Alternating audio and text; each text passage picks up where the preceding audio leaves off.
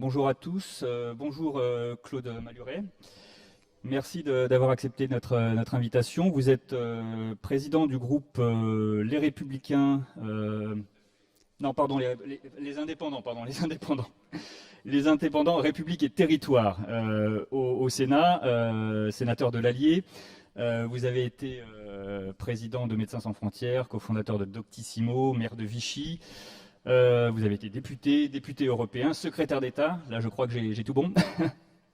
Merci encore d'avoir accepté notre invitation et je passe la parole pour une première question d'actualité à Chantal Didier. Oui, bonjour, monsieur le sénateur. Le rapport de la Cour des comptes est rendu aujourd'hui, rendu public. On sait qu'il va parler de la dette, des déficits, etc. Enfin, surtout, il montre que la France décroche un peu du groupe des pays européens nordiques, enfin ceux qui ont une dette encore à peu près raisonnable, et rejoindrait presque ce que les Allemands appelaient les pays du Club Med, c'est-à-dire les pays du Sud, est censé être moins sérieux que les autres. Est-ce que ce décalage, ce décrochage n'est pas le plus inquiétant pour l'avenir du pays?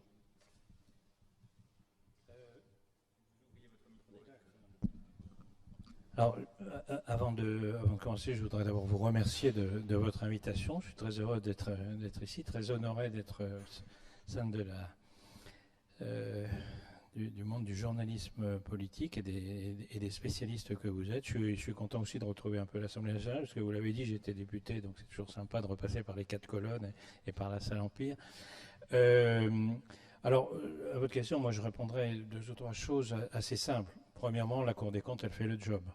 C'est-à-dire que j'ai jamais vu un rapport de la Cour des comptes qui ne dise pas exactement ça. La dette est trop forte, les recettes sont sous-estimées, les recettes sont surestimées, les dépenses sont sous-estimées.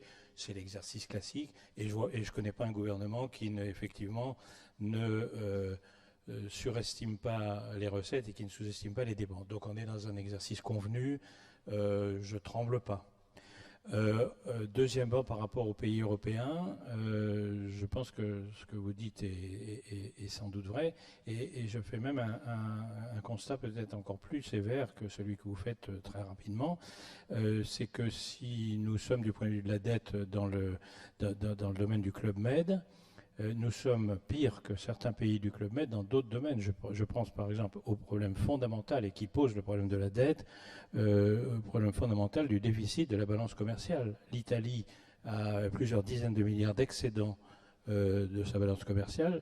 Nous sommes, y compris au sein du Club Med, sans doute celui qui est le pire. On doit être à 67 milliards ou autour de 70 milliards aujourd'hui. Les Allemands 87 milliards. 87, d'accord. Et les Allemands doivent être à 120 milliards de positifs. Donc ça, c'est un signe. Je ne sais pas si la Cour des comptes, elle a publié son rapport ce matin, pour tout vous dire. J'ai pas eu le temps encore de le lire. Mais j'ai vu en gros ce qu'ils disent, et notamment ces 9 milliards annuels qu'il faut économiser.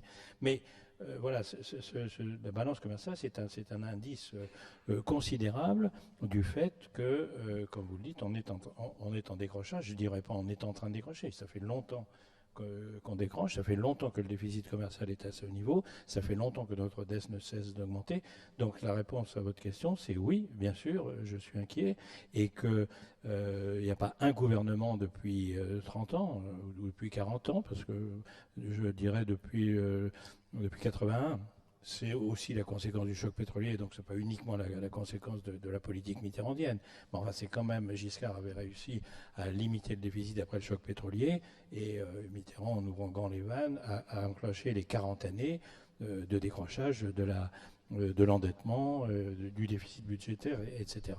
Donc, et c'est une habitude française, et cette habitude, c'est comme la drogue, elle est horriblement dure à sevrer. Regardez, pour y remédier, on attend le programme des différents, et notamment du président de la République, qui n'a pas encore donné son programme.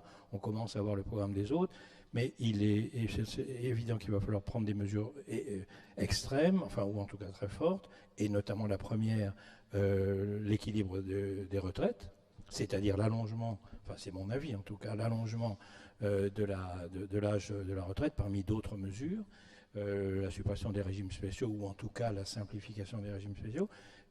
Tout le monde voit bien que le gouvernement qui va faire ça, et il faudra qu'il le fasse en début de septennat, va affronter une crise sociale majeure parce qu'on est drogué à la dette, on est drogué à ce déficit, et donc ça va être, comme pour tous les toxicomanes, extrêmement dur. Et de ce point de vue-là, je pense que le prochain septennat, vu la dette que la crise sanitaire et économique nous a forcé à avoir, je pense que ce prochain septennat va être horriblement dur, quel que soit le président ou la présidente. Vous dites droguer à la dette, droguer au déficit, et vous considérez que même s'il a été nécessaire dans un premier temps, le quoi qu'il en coûte a aggravé cette dépendance, cette facilité? Oui, il l'a aggravé partout. Et puis il l'a aggravé au niveau européen également. Le quoi qu'il en coûte, c'est la suite quand même du Whatever It Takes. C'est la traduction de Whatever It Takes de Mario Draghi quand il était à la BCE. Et donc le problème n'est pas, le problème est mondial. Je pense notamment d'ailleurs que la Chine, qui nous donnait des leçons de croissance, etc., la Chine, pour différentes raisons, va se trouver dans une situation probablement aussi difficile que la nôtre. Et à terme plus difficile avec le vieillissement, parce qu'on parlait des retraites, la Chine va avoir ce problème probablement de façon beaucoup plus forte que nous. Mais donc, pour répondre à votre question, oui, c'est la conséquence du quoi qu'il en coûte, mais ce qui ne veut pas dire que je suis contre le quoi qu'il en coûte. Il fallait, si on voulait pas recommencer ce qui s'est passé après 2008, c'est-à-dire l'erreur majeure de Trichet qui a serré les boulons, enfin qui a fait la même erreur qu'en 29, quoi, qui a serré les boulons alors qu'il avait quand même l'histoire devant les yeux, qui a serré les boulons pour toute l'Europe pendant plusieurs années, ce qui nous a fait perdre 4 ou 5 ans sur les États-Unis sur le retour à la croissance. Donc ce quoi qu'il en coûte, on n'a pas fait l'erreur une troisième fois, heureusement, et il fallait le faire. Il fallait pendant 1 an, 2 ans, 3 ans, je ne sais pas combien de temps, faire ce que j'ai appelé du keynésianisme sous stéroïdes. Moi, je ne suis pas keynésien, mais il y a des périodes où il faut être keynésien, y compris sous stéroïdes. Donc, mais pour en sortir, c'est comme je disais tout à l'heure, comme les toxicomanes, c'est dur. D'autant que le sujet, même si la campagne réelle ne fait que commencer, est très peu présent aujourd'hui. Le sujet de la dette, des déficits dans la campagne présidentielle. La priorité des Français, les enquêtes d'opinion le montrent, c'est plutôt le pouvoir d'achat. Est-ce qu'on peut à la fois essayer d'améliorer le pouvoir d'achat tout en réduisant par ailleurs la dette et les déficits? C'est ce qu'on est incapable de faire depuis 40 ans. Et c'est ce qu'on va avoir à faire dans une période où l'inflation, et notamment les prix des matières premières, et notamment les prix du pétrole, du gaz, etc., vont monter, sans compter que Poutine artificiellement fait monter le prix du gaz, en plus du prix normal, de l'augmentation normale. Donc c'est ce qu'on est incapable de faire depuis 40 ans et qu'on va avoir à faire dans des conditions encore plus difficiles qu'avant. Donc je pense que ça va être très dur. C'est ce que j'expliquais tout à l'heure à Nicolas Doménac qui me donnait comme partant dans un prochain gouvernement pour lui dire que j'étais absolument pas candidat à ça, parce que ça va être du tir au pigeon. Vous évoquiez à l'instant Vladimir Poutine. Quel regard vous portez sur l'évolution de la crise en Ukraine? L'heure semble plutôt à une forme de désescalade. Est-ce que vous estimez que cette désescalade a lieu parce qu'il fallait bien qu'à un moment donné fasse retomber la pression? Est-ce que la médiation la semaine dernière qu'a tenté Emmanuel Macron à Moscou et à Kiev a pu jouer un rôle? Est-ce que le président de la République et président de l'Union européenne a joué son rôle de ce point de vue-là? Alors, je suis ennuyé pour vous répondre, parce que si je devais vous répondre ce que je pense exactement, j'en aurais pour 1 heure. Parce que ceci, c'est la conséquence d'une histoire. Alors, je vais peut-être vous demander quelques minutes quand même, pas 1 heure, mais Poutine, pour moi, le bilan de Poutine lorsqu'il quittera le pouvoir, c'est un bilan tragique pour la Russie. Tragique pour l'Europe, et en tout cas difficile, délicat pour l'Europe, mais tragique pour la Russie. C'est la 3e fois que la Russie manque son entrée dans la modernité. La première fois, c'était le tsar qui s'est éloigné de l'Europe et qui a préféré consolider son empire, et notamment son empire asiatique, et dépenser toutes ses ressources pour cela, et puis ne pas venir dans la modernité industrielle de la révolution industrielle. Le deuxième fois où il a loupé cette entrée dans la modernité, c'est évidemment le communisme. ils avaient une troisième possibilité à la sortie du communisme qui a été faite au début, malgré toutes les erreurs de Helsinki, etc., et que Gorbatchev aurait pu mener, mais il était devenu incapable de les mener sur le plan politique. Ils ont loupé, avec Poutine, cette troisième. Qu'est-ce que c'est que la Russie aujourd'hui? Excusez-moi, mais je dis l'Union soviétique, ça y ressemble beaucoup, je fais un lapsus qui est peut-être révélateur. C'est un pays dont les 2 tiers des ressources, dont les 2 tiers du PIB aujourd'hui viennent du pétrole et du gaz. C'est-à-dire que c'est un pays qui vit du pétrole, du gaz et de l'industrie d'armement, et de rien d'autre, et qui s'appauvrit sans cesse. Donc ce sera un bilan catastrophique. Qu'il y ait une guerre en Ukraine ou pas, ou qu'il y ait des guerres ailleurs ou pas, catastrophique pour la Russie. Et d'ailleurs, toutes les autres ressources sont mises en ce moment en Syrie, en Irak, au Mali, enfin en Afrique, etc., etc. Bilan catastrophique. Et les Russes, aujourd'hui, bien entendu, ne peuvent pas s'exprimer, bien entendu. Et puis la propagande fait qu'il y a encore un certain nombre de soutiens de Poutine, mais ça baisse. Et surtout que depuis plusieurs années, l'enrichissement qui avait succédé à la chute du communisme est en train de se transformer en appauvrissement. On le voit très clairement. Et que donc les Russes ne sont pas contents. Et que, comme tout.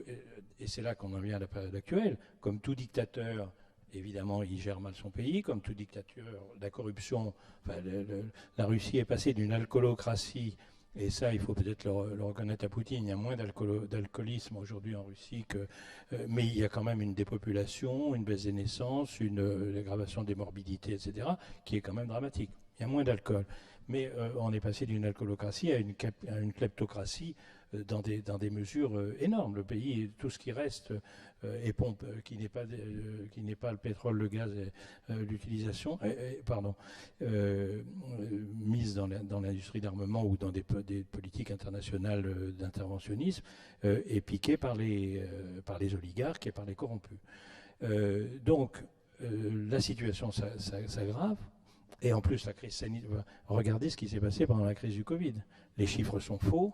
C'est 2 millions de décès supplémentaires. La Russie en annonce 300 000. C'est évidemment faux. Et heureusement, on a les démographes, même en Russie, qui calculent les courbes et qui montrent clairement que il n'y a aucun pays qui a fait une catastrophe aussi importante. On ne le dit pas parce que je ne sais pas pourquoi d'ailleurs. Je parle à des journalistes. Moi, je ne lis nulle part dans la presse que c'est 2 millions de morts. On ne parle plus du Sputnik déjà. Oui, du vaccin Sputnik. Oui. Mais les démographes le montrent très bien. Donc, un bilan catastrophique, qu'est-ce qui se passe quand il y a un bilan catastrophique de la part d'un dictateur? Eh bien, il fait jouer le ressort habituel, le nationalisme, qu'il appelle du patriotisme, qu'il appelle la crainte de l'agression étrangère. Qui est agresseur aujourd'hui en Ukraine? C'est pas les États-Unis, c'est pas nous, c'est pas l'OTAN. Enfin, l'OTAN, ça fait 20 ans qu'elle dit à l'Ukraine, vous n'y irez pas, et vous n'irez pas, en tout cas, avant très longtemps. Alors, on le sait très bien. Donc, qui était l'agresseur? C'est Poutine. Mais il a besoin en permanence. La Crimée lui a permis, d'autant plus qu'on n'a rien dit, ou pas grand-chose, de satisfaire les pulsions nationalistes. L'Ukraine est utilisée exactement, et demain c'est peut-être le Donbass, même si les tensions retombent, on voit bien que l'appel des députés, d'un certain nombre de députés à annexer le Donbass ou à reconnaître le Donbass comme entité autonome, c'est bien l'équivalent de la Crimée, potentiellement. Donc voilà, on est... et on aura toujours, et c'est systématiquement le cas, Xi Jinping fait la même chose, la Chine va mieux bien entendu, mais la pulsion nationaliste avec Taïwan, avec Hong Kong, avec l'opposition aux États-Unis surjouée dans un certain nombre de domaines, avec les îles Spratly, etc. Tout cela, c'est des politiques de dictateurs dont la fin se termine toujours pareil. C'était déjà pareil du temps du communisme, par le nationalisme, et je termine en disant, je suis stupéfait de la position de la droite républicaine française par rapport à Poutine. Que Zemmour ou Le Pen, que Mélenchon, que les extrêmes qui sont évidemment anti-européens et ravis que Poutine essaye de casser l'Europe, que les extrêmes qui, s'ils régnaient, s'ils étaient au pouvoir, feraient la même chose que Poutine, c'est-à-dire seraient des dictateurs. Leur programme politique, c'est des programmes de dictateurs, qu'ils adorent Poutine, qu'ils adorent tous les dictateurs du monde. Je trouve ça parfaitement lamentable, mais normal. Mais que la droite républicaine aujourd'hui soit alignée dans une partie, pas toute la droite républicaine, mais une bonne partie, et notamment la droite de la droite, je ne parle pas de l'extrême droite, mais la droite de la droite ciotiste, etc., que cette droite-là, je ne parle même pas d'un ancien Premier ministre français qui aujourd'hui travaille pour un oligarque copain de Poutine. Enfin, que Schröder ou que Fillon travaillent, soit au service, soit les paillassons de Poutine, et les paillassons, et peut-être plus que les paillassons, parce que quand même, quand un Premier ministre français se vend à Sebourg, le conglomérat, c'est quand même quelqu'un qui connaît tous les détails de tous les secrets politiques, diplomatiques et tout de la France au cours pas des 20 dernières années, mais enfin il a été Premier ministre jusqu'en 2012, c'est-à-dire c'est pas très vieux. Et puis ça passe assez, non seulement ça passe bien, mais dans mon camp politique, qui est la droite républicaine, même si c'est plus LR et que je suis distancé largement de cette partie de la droite-là, je trouve ça insupportable de bêtises. C'est le vieux concept anti-anglo-saxon, anti-américain, transformé dans le mythe gaullien, c'est-à-dire qu'ils se réclament tous du gaullisme parce que De Gaulle avait une politique d'indépendance qui était compréhensible à l'époque, mais De Gaulle ne ferait pas aujourd'hui cette politique-là. C'est ce vieil anti-atlantisme, ce vieil anti-anglo-saxon français de la droite française, rance et rassis, qui prend prétexte aujourd'hui de l'anti-américanisme pour se jeter dans les bras de Poutine. Au prétexte d'ailleurs que si on ne se jette pas dans ses bras, c'est lui qui va se jeter dans les bras de la Chine. Tout ça c'est peut-être ce qui aujourd'hui instinctivement, émotionnellement, me rend le plus content d'avoir quitté cette droite-là, d'avoir quitté la droite Fillon après le Trocadéro, d'être aujourd'hui à Horizon et de refuser cette dérive. Il y a d'autres dérives dans d'autres domaines, on en parle ces jours-ci, mais cette dérive de la droite républicaine à laquelle j'ai appartenu. Sur le plan sanitaire, la situation semble évoluer favorablement si on en croit les chiffres de l'épidémie, même s'il y a encore beaucoup de malades hospitalisés. Est-ce que dans ce contexte de décrue de l'épidémie, vous considérez que le pass vaccinal, alors qu'on lève par ailleurs les restrictions, est encore utile et nécessaire? Le gouvernement laisse envisager sa levée à l'horizon du printemps. Est-ce que ça vous semble une échéance raisonnable? Oui. Enfin, moi, sur le pass vaccinal, vous m'avez entendu souvent. Je réagis en tant que médecin. Et je ne réagis pas en tant que médecin ayatollah de santé. Mais je réagis en tant que médecin et médecin épidémiologiste. Et par rapport à tous ceux qui se sont exprimés pendant 1 an ou 2 sur cette crise à la télé régulièrement, je réagis en tant que médecin qui a vécu des épidémies. J'ai passé, vous l'avez rappelé tout à l'heure, 15 ans à Médecins sans frontières, dans des contextes notamment d'épidémie. Donc j'ai un petit peu l'expérience du terrain par rapport à cela. On est toujours surpris dans les épidémies. On est toujours surpris au début, on les sous-estime au début, et ensuite d'un seul coup, on s'aperçoit qu'on les avait grandement sous-estimés et que ça explose parce que les chaînes de contagion sont exponentielles. Et par conséquent, prendre des précautions, peut-être un peu plus de précautions qu'il serait nécessaire, d'où le pass vaccinal, je pense que c'était le strict nécessaire. Mais je ne critiquerai pas les pays qui ont pris un peu plus de précautions que nécessaire. Et de la même façon, la décélération des mesures, on est bien entendu tous d'accord. Je ne parle pas, j'ai un problème de micro, non? Non.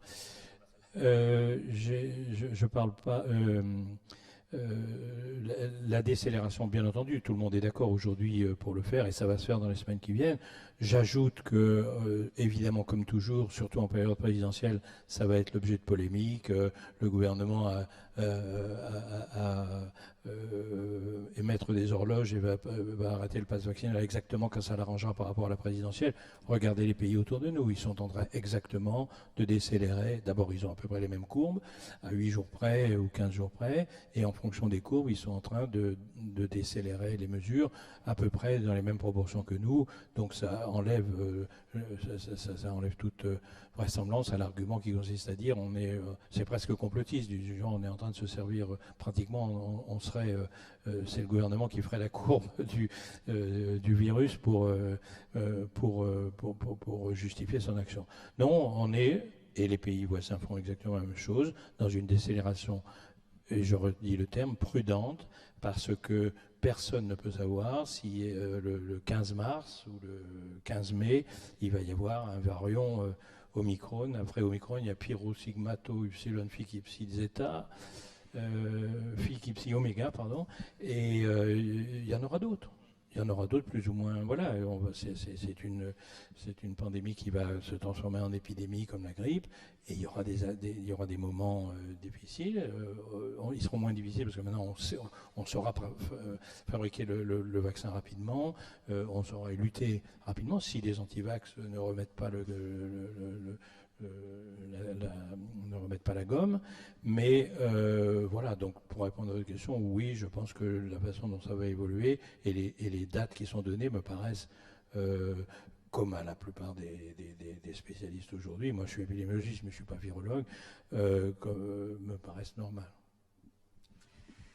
Geneviève de Cazaux, Monsieur le sénateur, pourriez-vous reprendre vos propos sur Poutine? Est-ce que vous pourriez être plus précis? Est-ce qu'il ne faut pas parler avec Poutine, d'après ce que je comprends, ou est-ce que vous pouvez expliciter? Bien sûr qu'il faut parler avec Poutine. Il faut parler avec tout le monde. Il faut parler avec Xi Jinping, il fallait parler avec Brejnev, etc. Bien entendu qu'il faut parler. Le problème, c'est d'abord, ce que j'ai critiqué, c'était l'attitude de la droite républicaine, qui, si on l'écoutait, enfin, je veux dire, je les connais, tous ceux qui sont allés en Crimée avec les voyages payés par Poutine, les députés, les sénateurs, je les connais bien. J'étais d'ailleurs à l'époque dans le même parti que c'est ça que j'ai critiqué. Je trouve que l'attitude,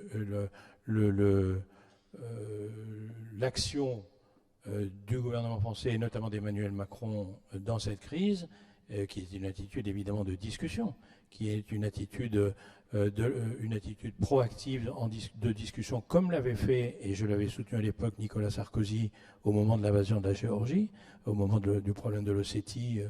Bien entendu que Sarkozy a joué il se trouve que c'était une coïncidence, il était lui aussi président de l'Union européenne à ce moment-là, ça tombait bien, il a eu un rôle extrêmement positif. Macron est en train de faire à peu près exactement, en espérant d'ailleurs qu'il n'y aura pas d'invasion alors qu'il y en avait une à l'époque en Géorgie. Bien sûr qu'il faut discuter, bien sûr qu'il faut essayer d'apaiser les tensions, et bien sûr surtout qu'il y a un troisième pilier, mais là-dessus la France n'a rien à se reprocher parce que depuis le début, c'est elle qui le dit depuis des années et des années, et que nos partenaires ne nous suivent pas. Bien sûr que la France a raison de dire qu'il faut une politique étrangère et une politique de défense européenne, et qu'on est les seuls. Alors, je crois qu'on est en train de se rendre compte que les Européens sont en train de se rendre compte que c'est la France qui avait raison, alors que jusqu'à présent, on était taxé de dire, c'est comme d'habitude, la France, elle donne des leçons au monde. Depuis la Révolution française, voilà, elle estime qu'elle est la porteuse des valeurs universelles, et elle explique à l'Europe, et notamment aux Allemands, qui depuis la guerre, c'est compréhensible, mais qui depuis la guerre sont devenus ultra-pacifistes, ne veulent plus entendre parler, refusent même que la France, que certains pays qui lui ont acheté des armes les revendent à d'autres pays, tellement elle est devenue anti-belliciste, pacifiste. Il y a un moment où ça devient, enfin, civis pacem parabellum, il y a un moment où il faut quand même adopter cette maxime qu'on connaît depuis 2000 ans. Et donc l'Europe est réticente, et la France est souvent isolée en Europe, sur des sujets où c'est elle qui a tort, mais sur ce sujet-là, c'est elle qui a raison. Et donc il faut parler avec Poutine, mais je ne me rappelle plus quel président américain disait ça, je crois que c'était George Bush père, quand on veut parler fort, il faut avoir un gros bâton. Oui, Nicolas. Il y avait Al Capone qui avait une très très bonne formule aussi, qui disait, et une bonne formule qui est beaucoup plus diplomatique et beaucoup mieux pour les diplomates. Al Capone disait, on obtient beaucoup plus avec des mots doux et un revolver qu'avec des mots doux tout seul. Je trouve que ça s'applique très bien à l'Europe.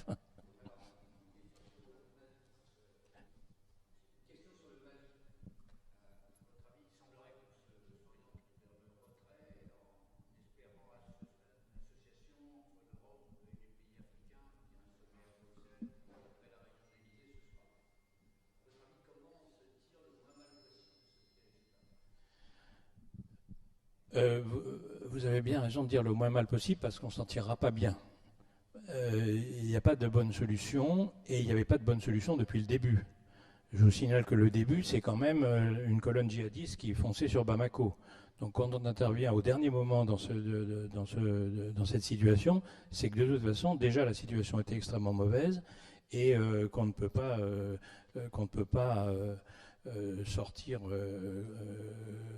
qu'il ne peut pas y avoir de bonnes solutions. Donc il n'y a pas de bonne solution de sortie. La sortie, elle est obligatoire. On ne peut pas rester quand un gouvernement a décidé qu'on devait partir. Enfin, et plus tôt on partira, mieux ce sera, à condition de ne pas le faire comme l'Afghanistan. Donc quand je dis plus tôt, ça ne veut pas dire plus vite. Ça veut dire qu'il faut prendre le temps de sécuriser la sortie. Mais on voit bien pourquoi. L'une des raisons pour lesquelles il n'y a pas de bonne solution, c'est qu'il n'y a pas de régime potable, si je peux dire, aujourd'hui en Afrique. D'abord, le Burkina Faso, la Guinée, le Mali sont désormais dirigés par des militaires à la suite de coups d'État, et les pays qui sont soi-disant démocratiques, et notamment les pays importants que sont le Niger et la Mauritanie, sont des pays, certes, qu'on pourrait qualifier de démocratique, mais qui sur le plan économique, sur le plan du fait d'ethnie, c'est un drame pour eux qu'on n'a plus, nous, dans notre pays depuis longtemps. Mais tant que vous aurez des pays avec des fractures ethniques, quel que soit le gouvernement, si c'est un gouvernement de militaire, ben évidemment, il va favoriser son ethnie et ça va être catastrophique pour les ethnies, pour les autres ethnies. Si c'est un gouvernement démocratique, il va tout simplement pas être capable de tenir le pays. Donc il n'y a pas un pays aujourd'hui au Sahel qui soit avec des perspectives pour son propre pays favorables. Par conséquent, la situation, on est loin de la maîtriser nous. On ne peut pas prendre des décisions à nous seuls, puisqu'on est tributaire déjà de cette situation. Donc, qu'est-ce qui va se passer? On le voit bien, ce qui va être annoncé à Bruxelles ce soir, c'est déjà connu, et je pense que c'est ce qu'il faut faire. On va se redéployer là où on pourra se redéployer, peut-être au Niger, et encore, vu les problèmes de ce pays, ce ne sera pas durable. Deuxièmement, on a le problème... je reviens en arrière, excusez-moi, je suis un peu diffus dans ce que je pense, mais quand je dis le début, c'était pas d'arrêter les djihadistes qui fonçaient sur Bamako. Le début, c'est l'erreur majeure qu'on a faite en Libye.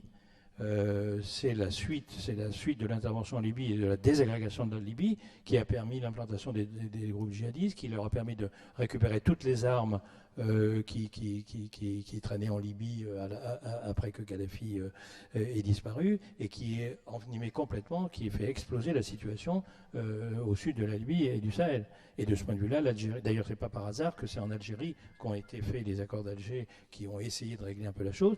Et deuxièmement, ceux qui sont le plus, à mon avis, en première ligne là-dessus, et je pense que c'est une mauvaise politique pour eux de s'engueuler avec la France, ce sont les Algériens, parce que nous avons les mêmes intérêts de stabilité dans le Sahel, et l'Algérie les a encore plus que nous.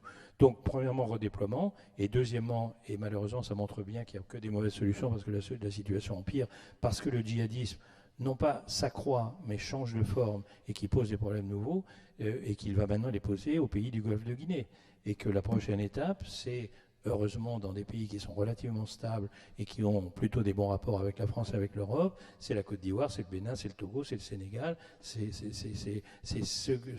ça qu'il va falloir protéger aujourd'hui, en sachant que la situation dans le Sahel, il ne faut pas se faire d'illusions, elle va continuer à être d'une instabilité considérable. Et si par hasard un groupe djihadiste peut prendre, je dirais pas le pouvoir, mais faire un petit califat sur tel ou tel territoire, je pense que ça ne durera pas. Dans tous les cas, c'est une déliquescence à laquelle on va assister et à laquelle on ne va pas pouvoir remplacer les gouvernements. D'ailleurs, on voit bien, une intervention militaire ne remplace pas des gouvernements défaillants, et ça, on ne va pas le résoudre à leur place. Donc, ce sera une crise qui va continuer. François Gervais, Horizon Politique. Je voulais vous demander votre appréciation sur la campagne présidentielle telle qu'elle se déroule et qui apparemment n'intéresse pas vraiment la France profonde, comme on dit. On attend l'entrée du président de la République dans le débat. Quand, selon vous, doit-il intervenir?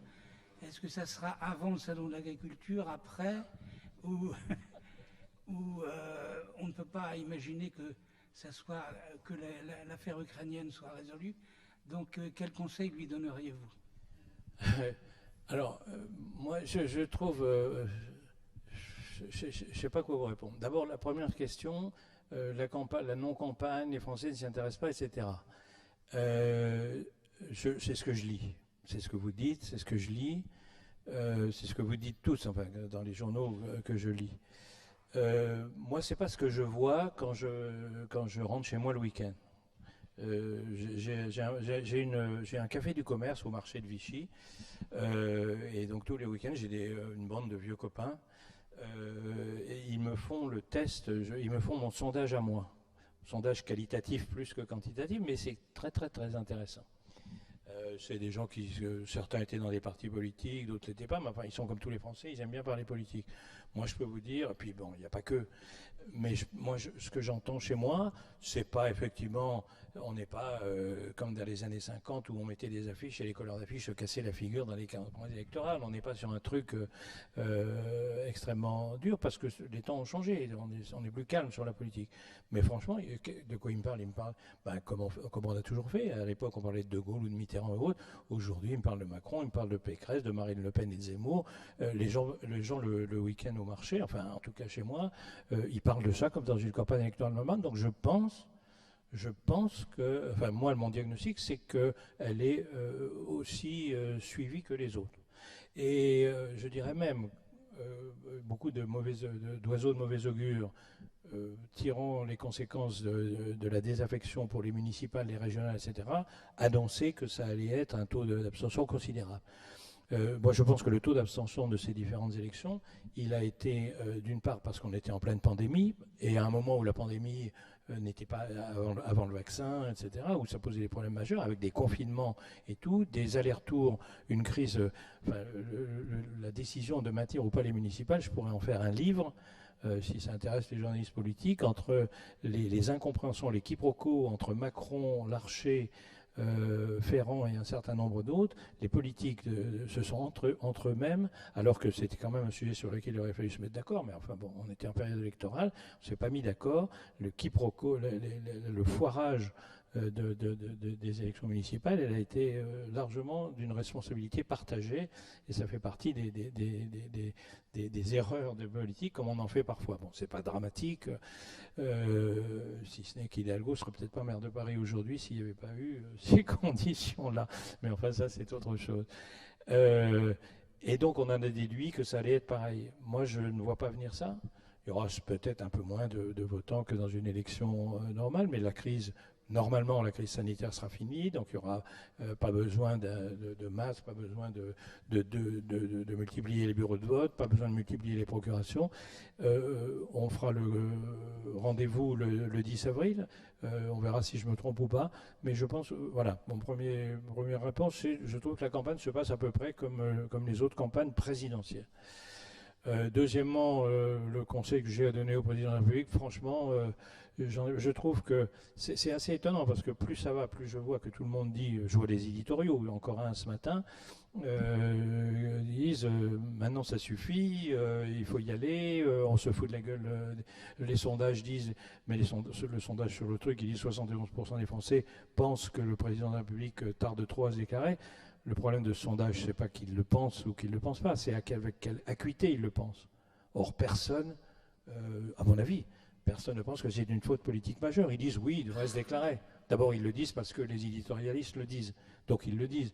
Mais je ne vois pas de gens qui sont prêts à sortir dans la rue en disant Macron, présente-toi. Vous voyez ce que je veux dire sur un sondage, c'est pas l'ampleur du nombre de gens qui pensent ça, c'est la force avec laquelle ils le pensent. Moi, je pense qu'ils ont l'habitude de regarder les politiques faire leur théâtre et ça les. Bon, par ailleurs, je vous rappelle que Mitterrand s'est déclaré 33 jours. On est 54 jours avant ou 53 jours avant. Mitterrand s'est déclaré 33 jours avant. Et franchement, je ne me rappelle pas à l'époque. Pourtant, j'étais dans le gouvernement à l'époque, donc j'ai quand même bien dû regarder ça. Oui, je me rappelle. C'était bien ce gouvernement-là et c'était avant l'élection. Je ne me rappelle absolument pas que quiconque ait dit à Mitterrand, comme on dit depuis un mois à Macron, il faut se présenter. Et il s'est présenté 33 jours avant. Et vous vous rappelez de quelles conditions il s'est présenté. Un soir à la télé, il n'avait pas du tout fait de déclaration ou quoi. Et un soir à la télé, il était interviewé par un journaliste qui lui dit est-ce que vous serez candidat à la présidence de la République? Et à la grande surprise du journaliste qui pensait avoir une réponse, comme d'habitude, dilatoire, Mitterrand a dit oui. Et il s'est arrêté là. Et il était candidat après. Donc, voilà, moi je pense que Macron va se présenter d'ici la fin février. Mais je n'ai pas de conseil à lui donner. Et je pense que ce ne sera pas du tout humiliant pour quiconque ou pas du tout anormal. Ça veut dire qu'il restera un mois et 10 jours avant le premier tour. Franchement, là aussi, je trouve que l'opposition, et c'est normal, l'opposition, elle est mal. Pour l'élection présidentielle, il n'y en a pas un qui, aujourd'hui, qui envisage, qui croit qu'il va être président de la République. Enfin, on est d'accord, on va se parler cash. Macron est ultra favori, quoi. Donc il tape, il faut bien qu'il trouve quelque chose à taper. Et de ce point de vue-là, c'est pas obligatoirement une mauvaise tactique que de ne pas être candidat parce qu'on les fait taper sur des trucs qui sont secondaires. La date de candidature de Macron, c'est quand même un peu moins important que de savoir quel va être son programme sur les retraites ou des choses comme ça. Donc de ce point de vue-là, s'il en joue, je dirais, bon, après tout pourquoi pas, et il n'en joue pas plus que les autres, mais je pense qu'il a un vrai alibi, qu'il a un vrai argument. C'est quand vous avez l'Ukraine, le Mali, la crise sanitaire et un certain nombre d'autres choses, mais enfin essentiellement ces trois choses-là qui demandent par essence que le président de la République et que le gouvernement soient sur le pont. Moi, je pense que ce qu'on pourrait leur reprocher, c'est d'être candidat à la présidence de la République et de faire des meetings. Moi, ce que je reproche à la maire de Paris aujourd'hui, c'est que ça fait 6 mois qu'elle n'a pas, vous avez vu le camembert, ça fait 6 mois qu'elle n'a pas mis les pieds au Conseil de Paris, la maire de Paris. Et donc, je ne veux pas que le président de la République, et je préfère de loin qu'il soit à Moscou, à Berlin et à Kiev, plutôt que d'aller dans l'arène électorale et de faire des meetings par-ci par-là. À mon avis, moins il en fera, mieux ça vaudra. Et en tout cas, jusqu'à ce que la crise ukrainienne, celle du Mali, qui ne sera pas résolue d'ailleurs d'ici la présidentielle, et la crise sanitaire, en tout cas, sinon définitivement, du moins très possiblement très prévisiblement terminé, je trouve normal qu'il continue à être président de la République et qu'il le revendique. Je pense aujourd'hui que ce serait probablement une erreur de se jeter dans la campagne électorale et d'ailleurs qu'on lui reprocherait immédiatement s'il y avait la moindre insuffisance, le moindre problème qui se passait à l'extérieur et qui mettait du temps à y répondre parce qu'il était en campagne, je pense qu'on lui reprocherait. Donc voilà comment je vois la chose, je ne trouve pas du tout anormal sa position. Vous êtes assez définitif sur l'issue finale de l'élection présidentielle. Vous ne craignez pas, en fonction de la configuration du second tour, un phénomène de tout sauf Macron qui pourrait changer l'issue de la présidentielle? Écoutez, je vais vous dire quelque chose, jusqu'au meeting que vous connaissez dimanche dernier, je me disais que le deuxième tour pouvait être serré dans certaines configurations. Avec Valérie Pécresse, donc. C'est vous qui l'avez dit. Depuis ce meeting dimanche, je me suis réveillé hier matin en me disant ça. Je regarde l'ensemble des candidats à la présidence de la République. Et je me dis, il n'y en a pas un. Il n'y en a pas un qui est au niveau. Il n'y en a pas un. Ce n'est pas une question d'addition des voix au deuxième tour ou de tout sauf Macron. Bien sûr qu'il y a ce problème éventuel. Mais enfin, plus ça va, Et d'autant plus qu'il joue d'ailleurs, qu'il est président de la République et qu'il est favorisé par les événements. C'est le seul sur la scène internationale, les autres n'y peuvent rien. C'est le seul sur la crise sanitaire, les autres n'y peuvent rien. Et donc aujourd'hui, si vous regardez le paysage, vous regardez les uns après les autres, et la conclusion, mais vous vous dites, il n'y en a pas un qui lui arrive à la cheville. Donc voilà mon pronostic, il est là. Mon pronostic, c'est que Macron est le seul qui peut gagner l'élection présidentielle et que normalement il va la gagner. Mais mon pronostic aussi, c'est que c'est le seul aussi qui peut la perdre. Parce qu'une élection présidentielle, c'est toujours de l'imprévu. Donc je ne vais pas vous dire que Macron va gagner la présidentielle.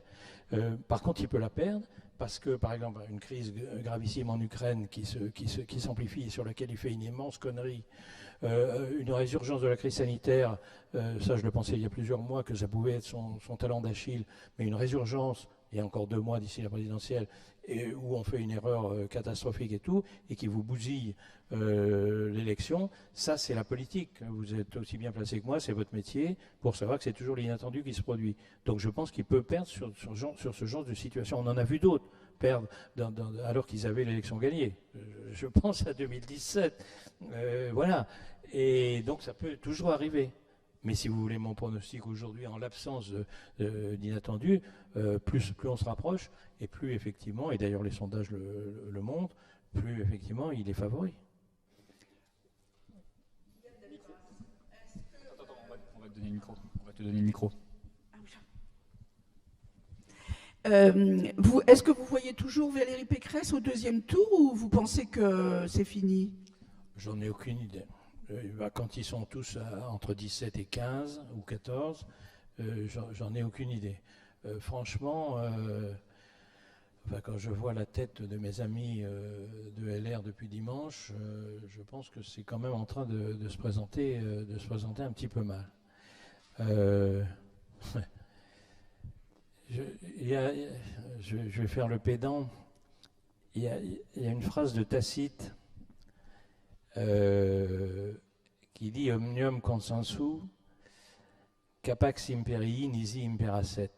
C'est une phrase qu'il a dite à la mort de Galba, l'empereur Galba, qui était un empereur qui promettait, dont on attendait beaucoup et qui a été un très mauvais empereur. Et il dit donc cette phrase en latin qui veut dire tout le monde pensait qu'il était capable de gouverner, tout le monde aurait pensé qu'il était capable de gouverner s'il n'avait pas gouverné. Je me dis, tout le monde aurait pensé, Valérie Pécresse, vous me posez cette question, Valérie Pécresse, franchement que ce soit Macron ou Pécresse, je ne pleurerais pas si l'un ou l'autre est élu, je pense que leur programme est assez voisin, etc. Simplement que Pécresse aura sans doute beaucoup plus de difficultés, on le voit déjà dans cette campagne, elle n'arrive pas à joindre les 2 bouts de son omelette, comme disait Juppé, et c'est là-dessus qu'elle n'arrive pas, sans parler du style, qui malheureusement compte, malheureusement pour elle compte, le style dans les meetings et tout. Mais indépendamment de ça, ce fait de tenir, donc de gouverner ce parti, qui est quand même le préalable à gouverner la France demain, ce qui est encore plus dur, on peut douter de son capax imperii. Oui. Bonjour, Anne-Cécile Robert du Monde diplomatique. Vous avez été secrétaire d'État aux droits de l'homme. Quelle vision et quel bilan vous faites de la question des libertés publiques, de la protection des droits de l'homme depuis la crise sanitaire? Je pense au rapport du défenseur des droits qui s'inquiète de la remise en cause des libertés publiques en France, de certaines inquiétudes du Conseil de l'Europe concernant aussi l'état d'urgence lié au terrorisme. Quelle est votre vision, vous, quelle appréciation vous porteriez sur la situation des libertés publiques et des droits de l'homme dans un pays comme la France aujourd'hui? Alors, je pense que je dirais plusieurs choses. D'abord, j'ai été secrétaire d'État aux droits de l'homme, mais je suis aussi médecin. Ce qui peut, non pas fausser, mais ces 2 sujets, de façon contradictoire, peuvent influencer ma façon de penser. Deuxièmement, je dirais que le secrétaire d'État aux droits de l'homme, et surtout l'ancien secrétaire d'État aux droits de l'homme il y a bien longtemps, n'est pas aujourd'hui le seul juge, et peut-être même pas le meilleur juge, de la situation des droits de l'homme en France. Et je pense que le meilleur juge, ou en tout cas les meilleurs défenseurs, ce sont les institutions. C'est le Conseil d'État, c'est les tribunaux au cas où les tribunaux administratifs au cas où il y aurait des arrêtés, des décrets ou des décisions locales qui pourraient porter atteinte aux droits de l'homme. C'est le Conseil constitutionnel, bien entendu. C'est aussi le rapport entre le gouvernement et le Parlement. Je vous rappelle, quand on dit le gouvernement a pris des décisions extrêmement verticales, extrêmement autoritaires, etc. Je vous rappelle que la France est le seul pays d'Europe où toutes les décisions sur la crise sanitaire ont été prises par le Parlement et ratifiées par le Parlement et par le Sénat, par l'Assemblée et le Sénat. Alors par l'Assemblée, on peut dire oui, bien sûr, c'est normal, mais par le Sénat, qui est dans l'opposition. Le gouvernement est venu 12 fois devant le Sénat et l'Assemblée nationale au fur et à mesure. Pratiquement tous les gouvernements européens ont pris les mêmes mesures par décret. Et ils ont pris les mêmes mesures, hein, à très peu de choses près. Donc, je pense que sur les mesures elles-mêmes, et là c'est mon côté médecin, je pense que les mesures étaient bonnes. Alors on peut discuter de est-ce qu'elles ont été prises autoritairement ou pas. Je vous dis que moi je pense qu'elles n'ont pas été prises autoritairement et qu'elles ont été prises en toute transparence devant l'opinion publique, qu'on a laissé manifester, et Dieu sait à quel point je trouvais ça grotesque, les anti-vax, les anti-pass, enfin les confusions entre anti-vax, anti-pass, etc. Voilà. À la limite, on a réprimé plus fortement les gilets jaunes à l'époque. On a fait sur les antivax qui ont quand même été laissés tranquilles, à part les casseurs, mais qui ont été en définitive assez peu nombreux. Je dirais que ce qui compte dans une démocratie, c'est les institutions qui sont là pour défendre les droits de l'homme, et les institutions que je viens de citer. Donc sur la procédure, je trouve que la procédure a été démocratique et que les limitations ont été entérinées par toute cette série. Quand vous avez un président, un gouvernement, une assemblée, un Sénat, un conseil constitutionnel et un conseil d'État, puisque toute loi passe par ce filtre-là, qui sont tous d'accord, puisque tout ça s'est fait dans le consensus, le gouvernement a retiré certaines mesures parce que le Conseil d'État lui avait demandé, le gouvernement a rajouté quelques mesures parce que le Sénat lui a demandé, notamment des clauses de revoyure qui sont importantes pour la démocratie. Donc je pense, malgré l'ampleur de la crise et le désarroi dans lequel on a été pendant toute l'année 2020 avant que le vaccin arrive, je pense que moi je n'ai pas de remarques désagréables à faire sur cette gestion. La deuxième partie de votre question, c'est évidemment, et j'espère, on va le voir ces jours-ci, évidemment un état d'urgence. Ce qui est fondamental, c'est qu'il ne se traduise pas par une prolongation d'état d'urgence dans le droit commun. Or, il l'a déjà été dans un certain nombre de domaines sur le terrorisme, et à l'époque, j'avais voté contre Richard Cazeneuve, d'ailleurs, c'est Bernard Cazeneuve, sur la loi, sur un certain nombre de lois antiterroristes. Si vous reprenez non seulement mes votes, mais mes interventions au Sénat, j'avais, c'est un peu compliqué sur les IMSI catchers, etc., sur les intrusions dans les appareils informatiques des soupçonnés de terrorisme, etc. Donc je pense que quand on laisse dans le droit commun ce qui est spécifique à l'état d'urgence, c'est un vrai problème. Et sur certains sujets, mais le terrorisme, on comprend qu'on puisse avoir quand même un écheton et qu'on durcisse un peu le droit commun. Je ne suis pas non plus extrêmement acharné contre ça. En revanche, sur la crise sanitaire, c'est bien évident qu'il faut que tout disparaisse, que tout ce qui concerne l'état d'urgence sanitaire disparaisse le jour où il n'y a plus de crise sanitaire. Tout, intégralement. On ne va pas avoir peur de quoi que ce soit. Si ce n'est une chose qu'on pourrait considérer comme une atteinte grave aux libertés individuelles, mais qui en définitive est passée dans les mœurs et à mon avis, et surtout est scientifiquement justifiée, c'est l'obligation vaccinale. C'est-à-dire que nous avons aujourd'hui en France 11 vaccins obligatoires, il y en avait 3, et Buzyn en a rajouté 8. C'était quand même il y a 2 ou 3 ans, juste avant la crise, il n'y a pas eu une seule manifestation. C'est pour les enfants, hein. Il n'y a pas eu une seule manifestation. Tout le monde aujourd'hui fait vacciner ses enfants, accepte de créer, même s'il y a des gens qui sont un peu moins chauds. Et donc, vous avez là un vrai problème, un vrai dilemme en matière de droit individuel. Et pourtant, je pense, et je pense que la majorité des Français pensent comme moi, que c'est normal, que c'est un problème de santé publique, et que le problème des libertés, c'est toujours pareil. Une liberté s'oppose à une autre. Il n'y a pas de liberté dans l'absolu. Une liberté s'oppose toujours à une autre. La liberté de se faire ou non vacciner s'oppose au risque de tomber malade ou de ne pas tomber malade. Non seulement à l'échelon individuel, et c'est là où je ne suis pas d'accord avec les anti-vax, parce que le problème en France, c'est qu'on n'accorde pas assez d'importance à la santé publique. On est en retard en matière de santé publique par rapport aux pays du Nord. Vous parliez tout à l'heure du Nord et du Sud. S'il y a un sujet sur lequel on est en retard, c'est la santé publique.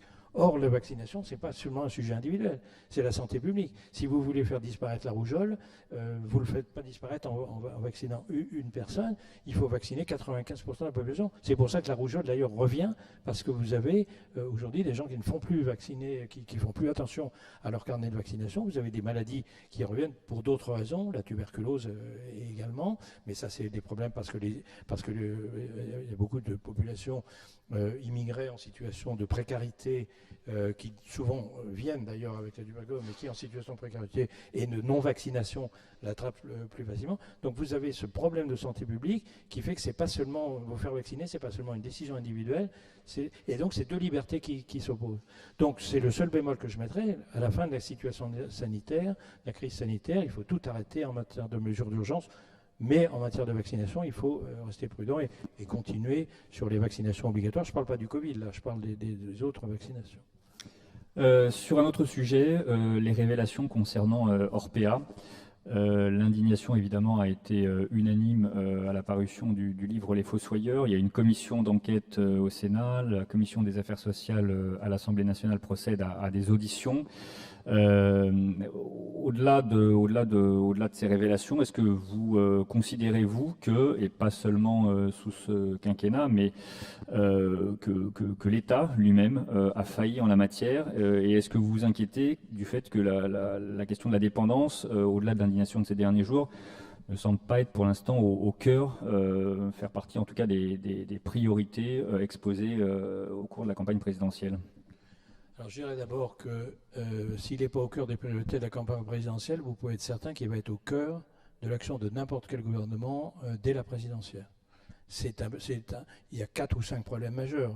Aujourd'hui, le problème climatique, le problème de la montée en puissance de la Chine par rapport au reste du monde, le problème de la dette dont nous parlions tout à l'heure et qui va être extrêmement difficile, et le problème du vieillissement et de la dépendance. C'est un des 3 ou 4 problèmes majeurs. Donc, qu'il soit dans la campagne ou pas, et il va l'être, à mon avis, il le sera immédiatement dès la présidentielle. On est face à un problème de ciseaux absolu. Je ne vous apprends rien, je veux dire, c'est une évidence. Nous vieillissons, la France vieillit, le monde entier vieillit à part l'Afrique. La Chine vieillit encore plus vite. La Russie encore plus vite que nous, l'Allemagne encore plus vite que nous. Nous allons avoir tous ce problème majeur, auquel l'Allemagne d'ailleurs, parce qu'elle vieillit plus vite que nous et parce qu'elle commence à avoir un déficit de naissance préoccupant, l'a abordé avec plus de rapidité. Mais ce problème va être horriblement coûteux. Le gouvernement en est bien entendu. Alors, si quelqu'un a failli, c'est tout le monde. Mais c'est en même temps c'est toujours pareil. Le vieillissement, les problèmes démographiques, ils sont à très long terme. Ils durent sur des décennies et des décennies, et on en prend conscience petit à petit.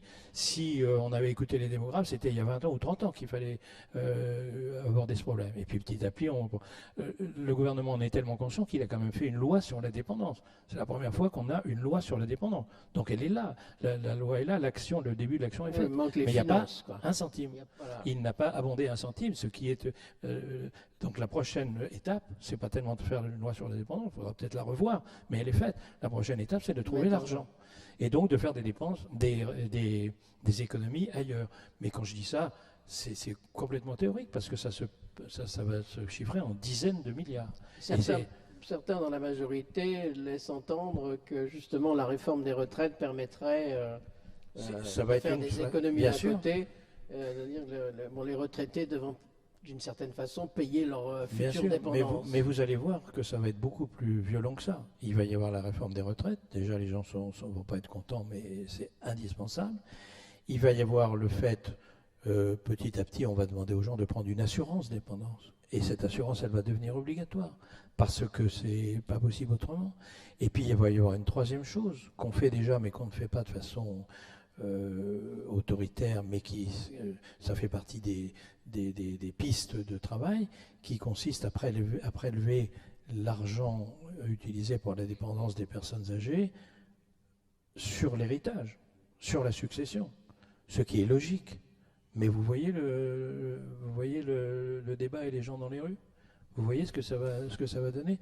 Ça va être, on est dans un effet de ciseau considérable et qui va s'aggraver. Donc les décisions vont être, c'est pour ça que je disais tout à l'heure, tout gouvernement qui vient va être dans une situation extrêmement difficile. Alors espérons qu'on arrivera. On a aussi un autre inconvénient sur les pays du Nord, c'est que dans les pays du Nord, ils arrivent à discuter ce genre de sujet. Ils arrivent à, parfois il y a des manifs, après mais ils arrivent à discuter. Nous, on commence par se battre entre nous, aller dans la rue, et ensuite, si on peut, en discuter. Donc, comme on est latin, un peu, voilà, latin, gaulois, tout ce que vous voulez, ça va être plus dur pour nous que pour d'autres.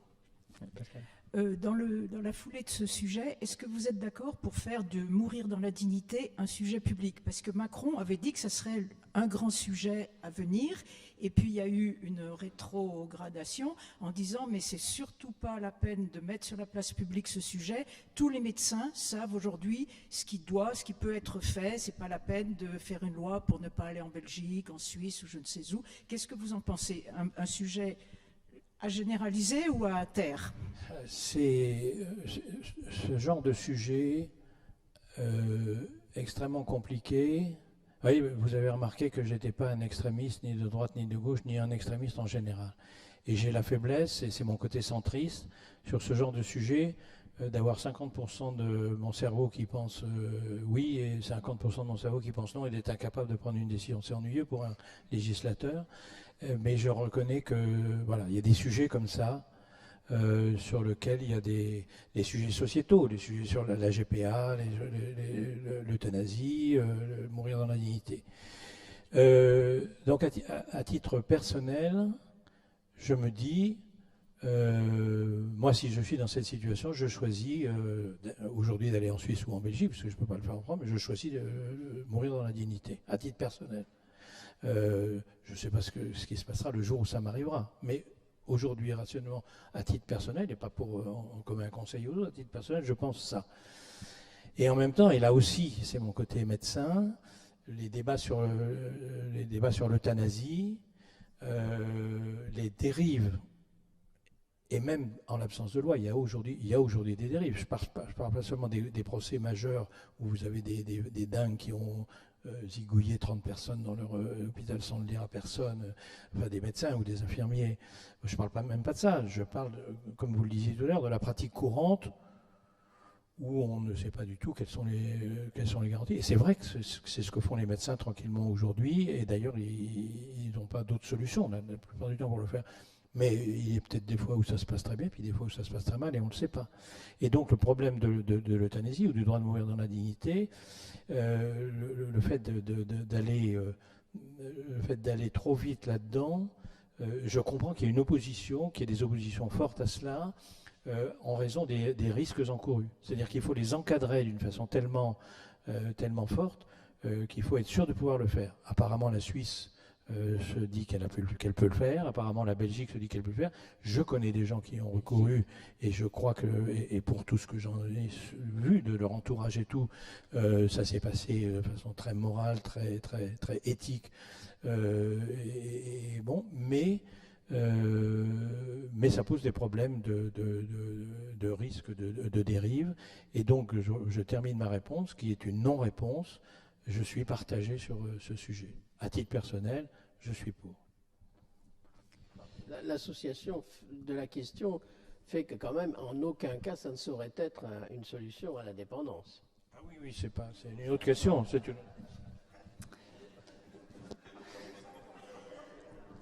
Merci. Il va mieux le préciser. Précision utile, évidemment. Merci Claude Maluret d'avoir... Ah oui, une dernière question. C'est la même... Pardon, euthanasie et mourir dans la dignité, c'est le même processus. Non, c'est pour ça que je les ai séparés dans ma réponse. L'euthanasie, c'est le fait de décider, la plupart du temps, par rapport à quelqu'un qui n'est pas conscient, de décider de lui donner la mort ou de le laisser mourir. Et le droit de mourir dans la dignité, c'est la demande. En tout cas, oui, c'est la demande du patient lui-même ou de la personne elle-même. Donc c'est deux sujets complètement différents, mais qui évidemment se mettent dans une même perspective de réflexion éthique, qui sont le même sujet sur le plan de la philosophie et de l'éthique. Mais bien entendu, c'est deux sujets différents. Merci à tous. Merci Claude Maluret. Merci à vous, merci de votre invitation. Et la semaine prochaine, c'est le président de l'Assemblée nationale, Richard Ferrand, qui sera notre invité. Merci. Je suis en bon voisinage. Je suis d'autant plus honoré d'être avec vous aujourd'hui.